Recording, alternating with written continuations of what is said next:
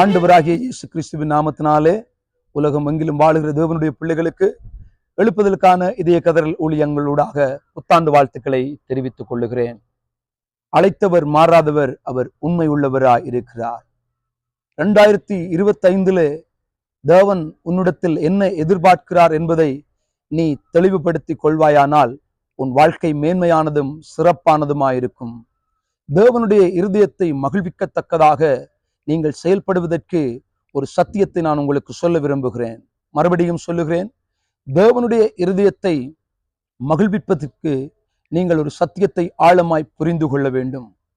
என்னை குறித்ததான அவருடைய நோக்கம் என்ன?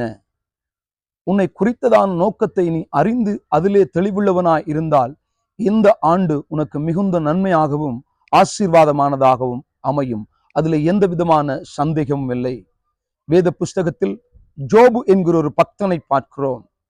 அவன் தன்னுடைய வாழ்நாள் முழுவதிலும் தன்னுடைய வாயினாலோ தன்னுடைய செய்கையினாலோ தேவனுக்கு விரோதமாக எந்த காரியத்தையும் செய்யாதவனாகவும் அவனை குறித்து தேவனே சாட்சி கொடுக்கக்கூடிய அளவிற்கு அவனுடைய வாழ்க்கை இருந்ததற்கு காரணம் என்ன? அதை கொஞ்சம் சொல்ல விரும்புகிறேன், கவனமாய் கேளுங்கள். அநேகருக்கு ஜோபு புஸ்தகத்தின் முதல் அதிகாரம், 2வது அதிகாரம், 3வது அதிகாரம் அதிகமாக தெரிந்திருக்க வாய்ப்புண்டு. கூடவே இறுதி அதிகாரமாகிய 42வது அதிகாரத்தில் உள்ள வசனங்களும் ஞாபகத்தில் உண்டு. காரணம், அவைகள் அவனுடைய வாழ்க்கையிலே துன்பத்தையும் இறுதியில் ஆசீர்வாதத்தையும் கொண்டு வந்ததை காண்பிக்கிறது. ஆனால் நான் உங்களுக்கு சொல்ல போகிற வார்த்தை 23வது அதிகாரம் 14வது வாக்கியத்தின்படி அவனை குறித்து வேதம் சொல்லுகிறது, எனக்கு என்னத்தை அவர் குறித்திருக்கிறாரோ அதை அவர் நிறைவேற்றுவார் என்பதாக.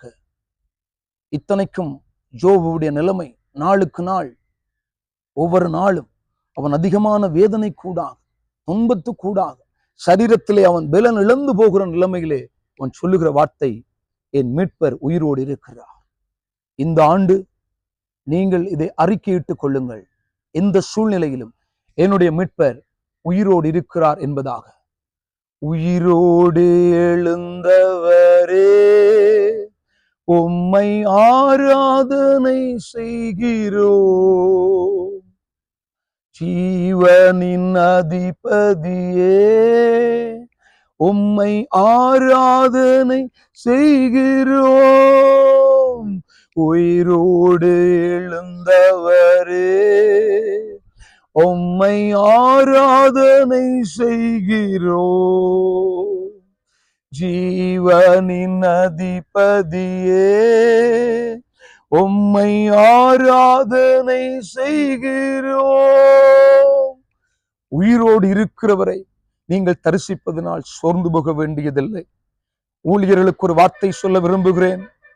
அப்போஸ்தலனாகிய பவுல் தீமோத்தேயுக்கு சொன்னது போல, சமயம் வாய்த்தாலும் வாய்க்காவிட்டாலும் திருவசனத்தை ஜாக்கிரதையாய் பிரசங்கம் பண்ணுங்கள்.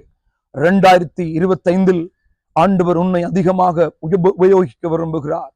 உன்னை கொண்டு தன்னுடைய வேலையை செய்ய அவர் ஆயத்தமாயிருக்கிறார். நீ உன்னுடைய வாழ்க்கையில் உள்ள எல்லா அச்சங்களையும் எல்லா விதமான திகில்களையும் ஒருபுறம் ஒதுக்கி வைத்துவிட்டு சிலுவையை முன்னிறுத்துவனாக உன்னுடைய ஊழியத்தை தொடர்ந்து ஓடு. ஊழியத்திலே தொடர்ந்து ஸ்திரமாயிரு. ஊழியத்திலே தளர்ந்து விடாதே. கர்த்தர் உன்னை உபயோகப்படுத்துவார். அவருடைய ரட்சிப்பை நீ இழந்து விடாதே. அவர் உனக்கு தந்த அழைப்பை மறந்து விடாதே.